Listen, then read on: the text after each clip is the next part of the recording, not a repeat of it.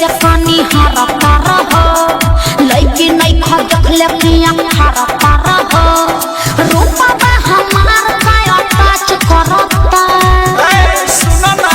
उठलिया से ओढ़निया तोहर मैच करता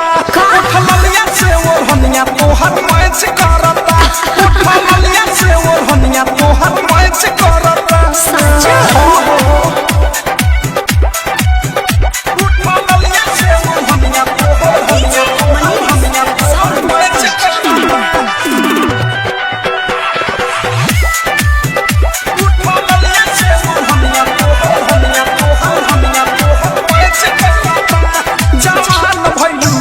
तोर डिमांड बढ़ता अरे सोनामा के पानी जैसे पानी चढ़ता अरे त का दिक्कत बा के मन होगा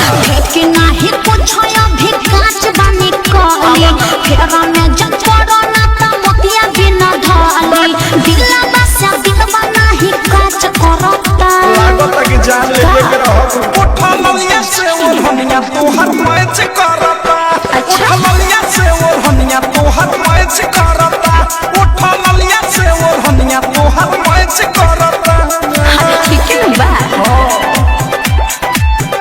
उठलिया से ओढ़निया तोहर मैच करता डायमंड रिकॉर्डिंग स्टूडियो छोड़ा मैच करता सोचता रुकती तू अलता चला हो लाभ वाला लेसन के पढ़ाई कला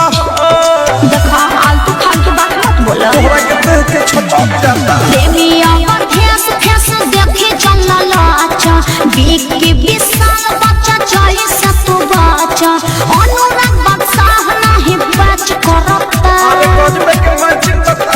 उठलिया से ओढ़निया तोहर मैच करता उठलिया से ओढ़निया तोहर मैच करता उठलिया से ओढ़निया तोहर मैच करता घूर घूर के ऐसे पानी हरता रहो लइकी नहीं खा देखले पिया हरता रहो रूपा बा हमार काया टच करता ए सुनो ना उठलिया से ओढ़निया तोहर मैच करता उठलिया से ओढ़निया तोहर मैच करता उठलिया से ओढ़निया तोहर मैच करता चल कुछ भी बोलते